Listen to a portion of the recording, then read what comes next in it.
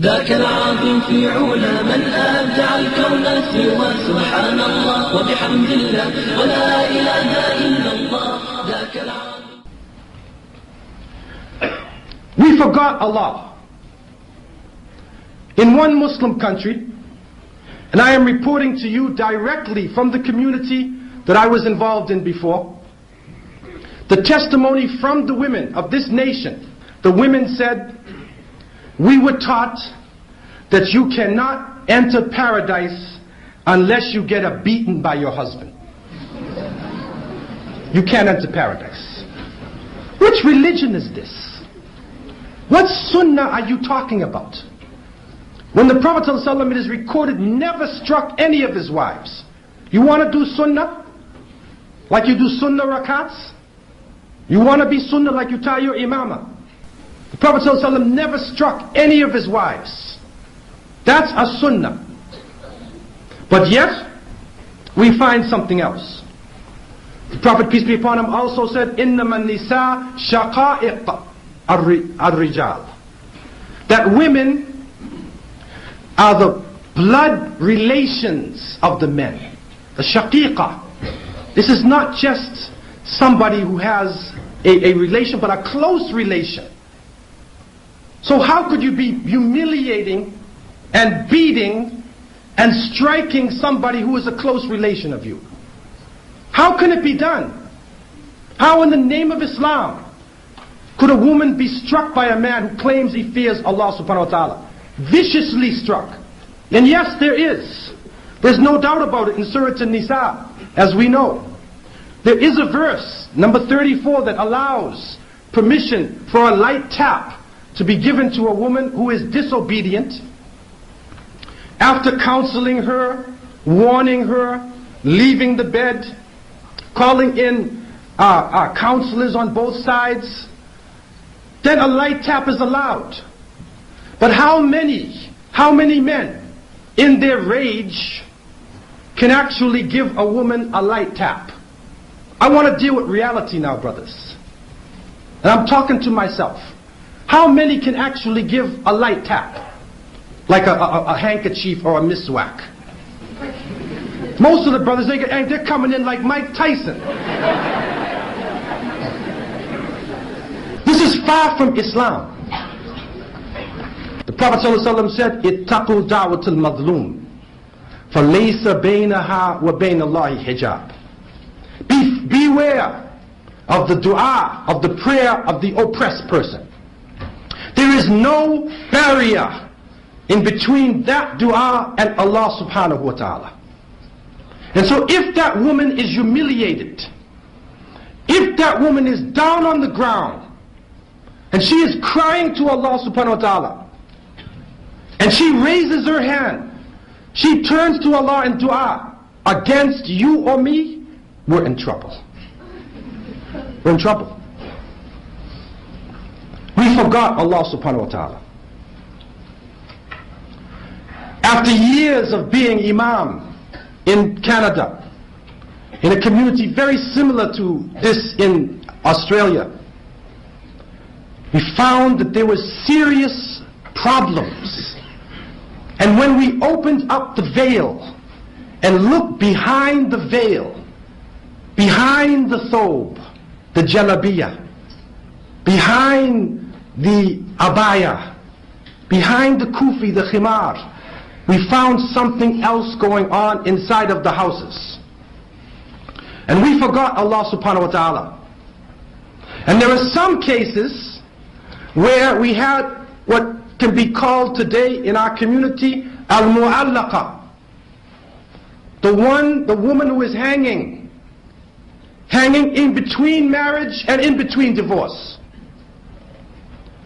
And there were cases happening over and over again where the brother leaves the house, he might abuse his wife, he doesn't pay the rent, he doesn't do the nafaqah, he's not paying anything, and then he says, I won't take care of her, but I won't divorce her. And she will stay in that condition until Yawm al-Qiyamah. Where did you get this from? Because some men think that the only way the marriage will be separated is if they themselves say it. But the Prophet ﷺ has established the khula, and there is a way for the woman to pay back the dowry and to come out of it. There is also fasq, there is a cancellation, where the imam can step in, and when oppression is done, when abuse is done, he stays away for a period of time, and so the imam could step in and separate that marriage without his permission. And that is agreed upon by all of the scholars of fiqh. And that is clearly within the sunnah of the Prophet ﷺ. And then this thing of talaq. They use talaq. And this talaq comes out of the mouth like water. They get angry, then talaq, talaq. Anything talaq. It keeps pouring out the mouth. When the Prophet ﷺ, whenever this talaq is coming out, he becomes angry. It's ignorance. You call it a number of times, it's jahiliyyah. You're in a state of ignorance if you're using this. It is a serious statement. If you say it jokingly, it's serious. But yet, it's used for a type of blackmail to be put over the heads of people, to keep them in fear. Umar ibn Khattab radiyallahu an has informed us, Wallahi inna kunna fil jahiliyyah ma na'uddu lin-nisa'i amra hatta anzal Allahu ma anzal wa qassama lahunna ma qassam. Muttafaqun alayh. Umar reports, by Allah, we were in ignorance, and we did not give women any rights until Allah subhanahu wa ta'ala revealed what He revealed and divided up for them what He divided up. Our original sources of Islam, our original revelation was liberation of all people. And in the case of women, no ideology, no political movement, no army, no civilization, no culture has ever given women rights on the ground like Islam gave. Women were being buried alive, the young girls were being killed in infancy. There was no rights. Women were chatteled in all societies, including European society. They were slaves. They could be bought and sold. They had no rights. They could be killed. And then when Islam came, it gave them equal rights under the law. It also showed clearly that a woman has a soul. Now this might sound strange. Now Allah subhanahu wa ta'ala tells us, Kullu nafsin bima kasabat rahina. Every soul will be held responsible for its deeds. Now that might sound strange. Why are we saying women have a soul? We understand that. But the Christian church in the 20th century was asked, do women have souls? And many of the priests and ministers said, no. They're soulless creatures. Up until the 20th century. Islam also gave property rights to women. That she can have her own property.